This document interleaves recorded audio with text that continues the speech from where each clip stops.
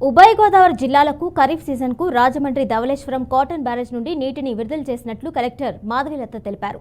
8,96,000 ఎకరాలకు గాను వరి పంటకు నీరు విడుదల చేశామన్నారు. 8,000 క్యూసెక్కుల నీరు దిగువకు వెళ్తూ ఉండగా ఈ నెల 20 కల్లా 20,000 క్యూసెక్ల విడుదల అయ్యే అవకాశం ఉందన్నారు. సముద్రంలోకి విడుదల చేసే నీటి నిలుపుదల చేసి రైతాంగానికి నీటిని ఇస్తున్నామని కలెక్టర్ వెల్లడించారు. జూన్ 1నే నీటి విడుదల ఆనవాయితీగా వస్తుంది అన్నారు.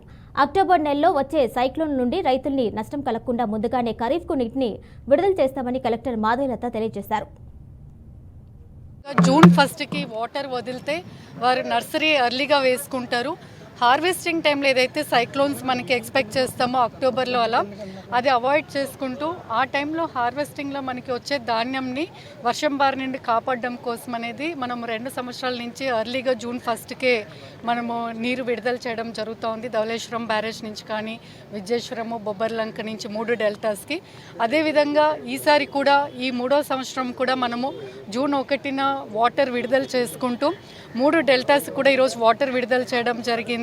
అయితే మనకి పైనుంచి ఇన్ఫ్లోస్ 8,000 ఉన్నాయి. ఇప్పుడు మనము 3,000 కిందికి వదిలేస్తున్నాం, సీలోకి వదిలేస్తున్నాము. సో ఇప్పటి నుంచి అది క్లోజ్ చేసుకుంటూ మనము మిగిలిన సర్ప్లస్ వాటర్ ఏదైతే ఉందో ఈ 3,000 మనం 3 డెల్టాస్కి ఈ రోజు నుంచి రిలీజ్ చేయడం జరుగుతుంది.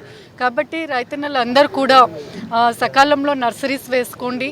మనము సైక్లోన్ ఏదైతే అక్టోబర్లో వస్తుందో దాన్ని మనము అవాయిడ్ చేసుకుంటూ హార్వెస్టింగ్ చేసుకొని ధాన్యం అందరు కూడా మంచిగా తీసుకోవాలి ఈసారి కూడా అని చెప్పి ఈ ఖరీఫ్ సీజన్లో కూడా అని నేను దేవుణ్ణి ప్రార్థిస్తూ రైతన్నలందరికీ కూడా ఈరోజు మేము నీరు విడుదల చేశాము. మీరు పంటని రెడీ చేసుకోండి, నర్సరీస్ రెడీ చేసుకోండి అని మరొకసారి పిలుపునిస్తున్నాను.